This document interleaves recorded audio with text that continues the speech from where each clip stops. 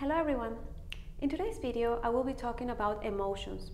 Why are you affected by emotions and what can you do to release them? To start, I really want you to start thinking about the elemental properties of emotions. I don't want you to just deal with intangible things as if they were unknown, or if you don't know what you're really dealing with because you can't see it. Emotions have properties just like any other things that we're dealing with. And I will show you why. An emotion, just like anything in the universe, can be defined from the concept of an atom. Let's see what an atom is.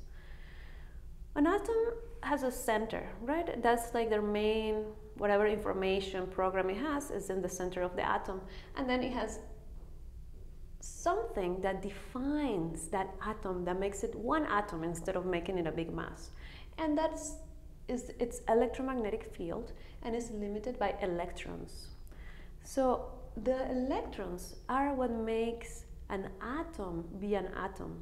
Otherwise everything would spread, right? Because it's the nature of things to spread, to disperse, to expand.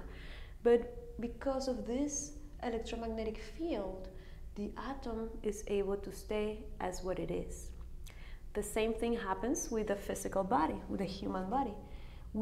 I'm sorry for my drawing, but imagine this is a human body and it is defined, its limits are defined by the soul, and the electromagnetic field, right? So if we didn't have an electromagnetic field, we would just be frequencies, we would be mass that is floating everywhere, right? So we need to be defined by something, and that is the electromagnetic field that is also surrounded by electrons. The electrons, the limit where the body ends, where each one of the layers of the soul end, and that is our electromagnetic field. So just as the atoms have an electromagnetic field, the human body has an electromagnetic field, planet Earth has an electromagnetic field. The same thing with emotions. So an emotion is a conglomerate of elements. We have fire, water, air, and earth in a different composition. It doesn't have to be exactly quarters, but it could be any, depending, let's say you break up with your boyfriend or girlfriend, so then you have a conglomerate of these emotions, of these elements in a certain percentage. Let's say you will have more water and fire than you have air and earth because you're dealing with some heartbreak situation. So that makes that emotion be one thing, right? And what defines it is the electromagnetic field around the emotion. That makes that the emotion has individuality or becomes something on its own. Otherwise it will be just dispersed element flying all over the place. So you are affected by this as a hybrid unity, right? By one thing, because it's the combination of elements what you're feeling. So when these elements come to you and they add to your composition, because you're also made of some composition of these elements in some way, then you start feeling the imbalance of that. So more water comes to you, then you feel more emotional. More fire comes to you, then you feel angry. Then the earth element comes to you and you feel like you don't belong to anything, you can't integrate with anything. And then the air element comes in and then you feel like, start having ideas, oh, I don't trust people anymore and all these things. So those are the effects of elements. That's what you're feeling when you're dealing with an emotion. So there is a very scientific part of emotions that is usually not understood. We only are dealing with cause and effect, but if we get to understand its science, then we can really deal with emotions in this way. So what are the emotions also delimited by? An electromagnetic field and electrons.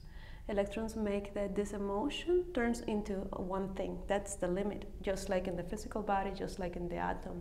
That's why some scientists say that anything in the universe can be defined in the terms of an atom. So we can understand the same thing for emotions. So what do you need to do in order to release an emotion? You need to make sure that these elements can be free and dispersed, right? So this is what I'm talking about in my book, The Power of Elevation of Consciousness and Soul Restructuring. Actually, I have a little explanation if you want to know more in depth, explain about how the atoms house consciousness and how we work with consciousness in that sense. I also explain consciousness in the term of an atom here in the book. So if you want to know more about it, it's there. Back to emotions. So how do you release them? You have to work with this electromagnetic field, and that is the power that we have, because we can work in this level with intangible things in the same level, meaning with meditation, with visualization, with different techniques that make you release or allow you to release the electromagnetic field or the electricity that is surrounding each thing, right? So that's why in the book, my practice about restructuring, soul restructuring, I use a method of grounding. So we visualize the emotion or a certain anything, thought or emotion, memory, and we visualize how the energy around that event or that particular emotion is grounded in the ground and loses its electricity. The electricity that is surrounding it, that makes it one, is grounded. And once you do that, then the things start to disperse.